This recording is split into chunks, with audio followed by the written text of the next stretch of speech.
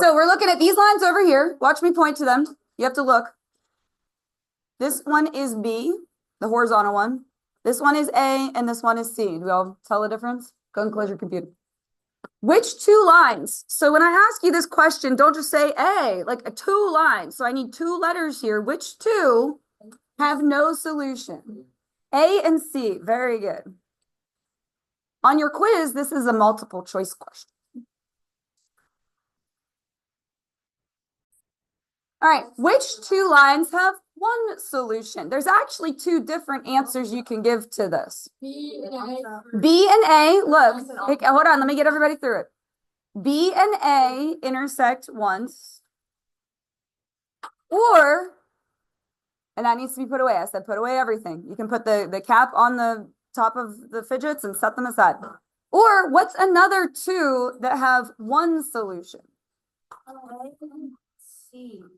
No. B and C. Good. So B and C intersect right here. Do you see where I'm pointing? Hold on. There's too many distractions going on. We got A and B intersect right here. That's once. B and C intersect right here. That's once. Cool. All right.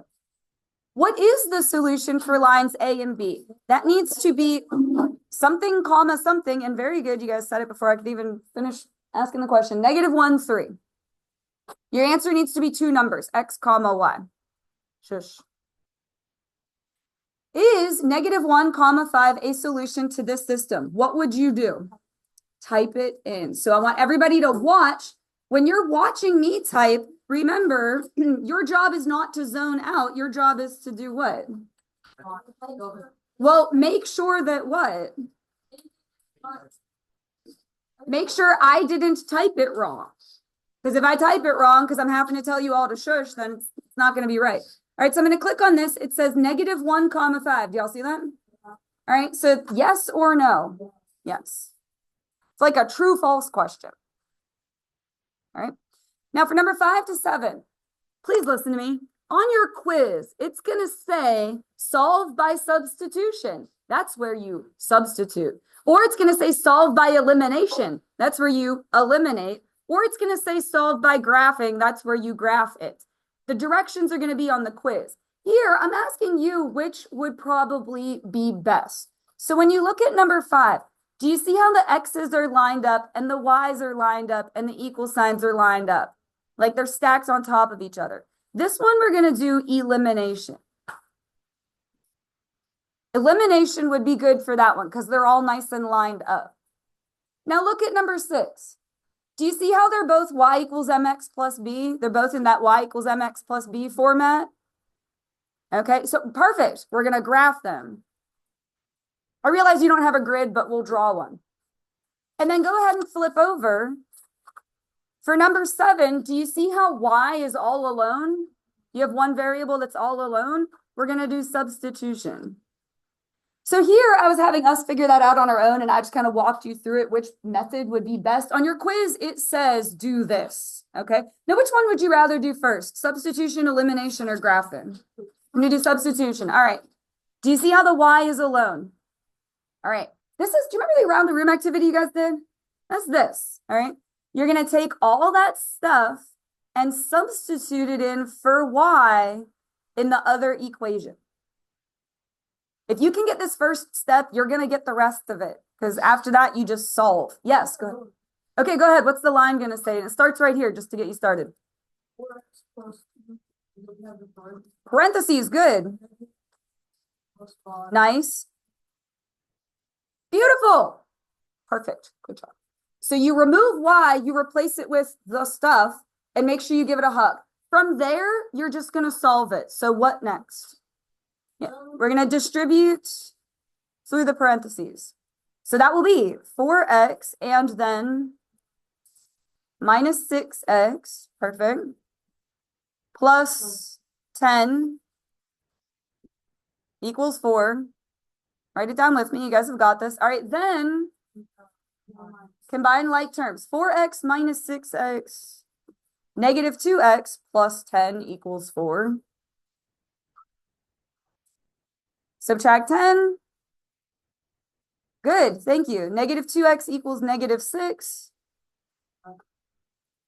Perfect. See, I told you, if you get the first step, you're gonna likely get the rest of it. Now, negatives cancel. So perfect. 3, positive 3. Now, your answer needs to be something, comma, something. Does the 3 go in the first part or the second part? That's the first. Why is it the first? X. Good. And then all you're gonna do is take 3. Are you okay back there? Some weird faces. All right. You're going to take 3 and plug it back in. Now you can use your calculator, but I'm going to just talk you through it. Can you guys listen back there? Hey. If you take 3 and plug it back in for X, do you see where I'm pointing? -3 times 3. -9 plus 5 is -4. Here's the other thing you could do though, just like bingo. I'm going to share my screen. Just watch. Can you guys just watch? I'm going to type in the problem exactly like it looks. You could even do this first if you wanted to. What is it? 4x plus 2y equals 4. Click on the intersection. Do you see that? 3, -4. Use your resources. Type it in the calculator. So yes, I do need to see your work, but you can use your calculator. Okay? Yes, go ahead. For like substituting something and has a X and Y. Well, both equations have an X and a Y. They're going to. Wait. I took 3 and plugged it back in for X. 3 times -3 was -9 plus 5 equals -4. But if you were listening, if that didn't work for you, what could you do? Put it in the calculator. I put it in the calculator and I came over here and I clicked on the intersection. Okay. Type it in the calculator just like we did on bingo. All right, flip back. Do you want to do elimination or graphing next? You're graphing. Draw yourself a grid.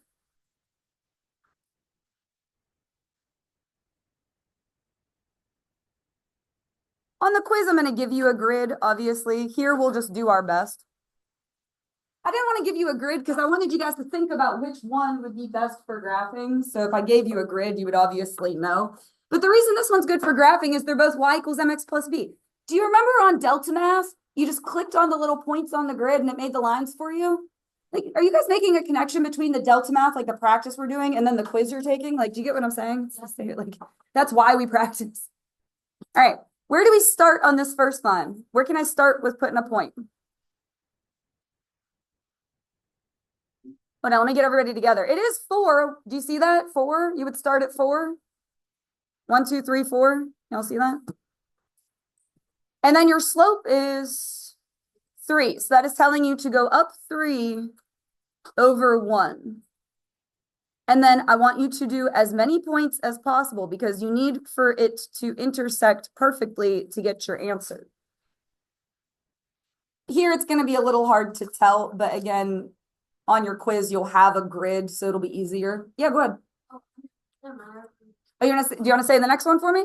Where does this one start? It starts at 8. 8. Good. Go up to 8. Put a point. And then anybody else, what's our slope? That's a little tricky because it's kind of -1. So you're going to go down 1 over 1. And oh, look, that's where they intersect. I don't really need to go any further because I found it.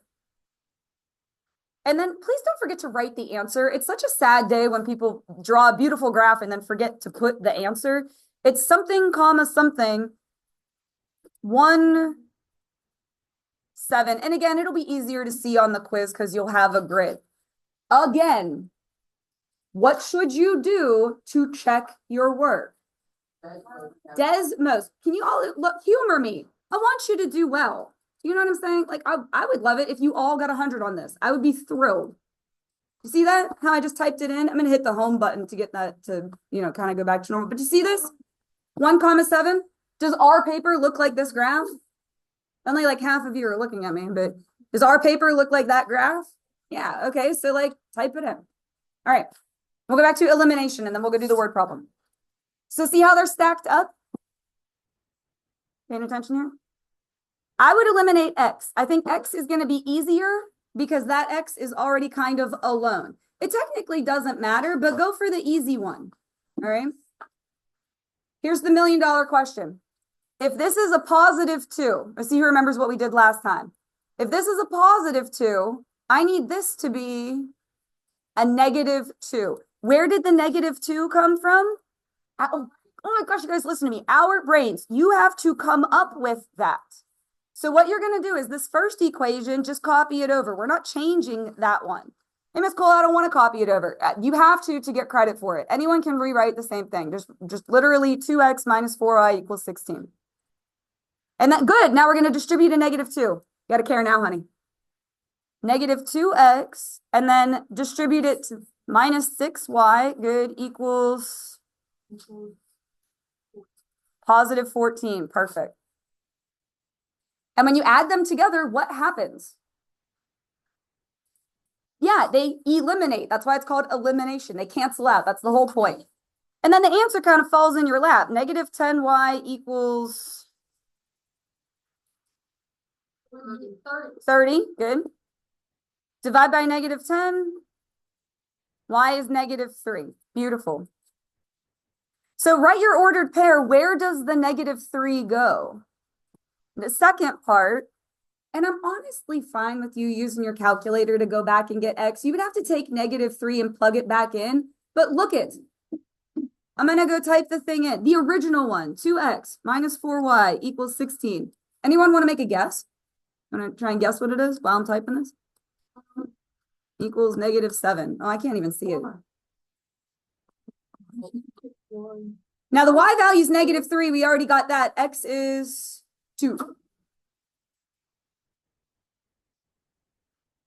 Sweet. This is going well, I think. Yes, go ahead. Yes, we'll do like a little mini break in between. Okay. So flip over. Word problem. What are, I just want you to read. If I read to you, that teaches you to not read. What are the two things going on? Okay, we're going to make oranges be X and apples be Y. That's the first thing, is you assign them a variable. Oranges is X, apple is Y. Okay, now we're going to try and pull some numbers out of the problem. Go ahead. X, or no, X plus Y equals. Well, we need some numbers with them, so it'll be 6x, good, plus 5y equals 1275. Cool, and then just kind of do it again. Perfect. Now this one, I am fine with you just typing in the calculator like we did on bingo, because the work you're doing is the setup, essentially. So anyone want to guess how many apples and how many oranges? Estimation is an important skill to, or I guess we're not doing how many, yeah, we're doing the prices of them. So I think it's 2. which do you think is more expensive, an apple or an orange? I think I think an orange would be more, I don't know what this comes out to, but an orange would be more expensive because it's a tropical thing. Orange is a tropical. 130. All right, so orange is $1.50. Hey, can you guys shush? I'm glad we're talking about the problem, but do you see how it's 1.5? That's 150. So orange is 150. Apple is, gosh, I forgot what it was. Let me look back at the calculator. 75. Was it 75 cents? Yeah. Well, I think oranges do just cost more because they can only grow in like a tropical climate. You can grow apples a lot of different places. So an orange is sort of a more rare thing.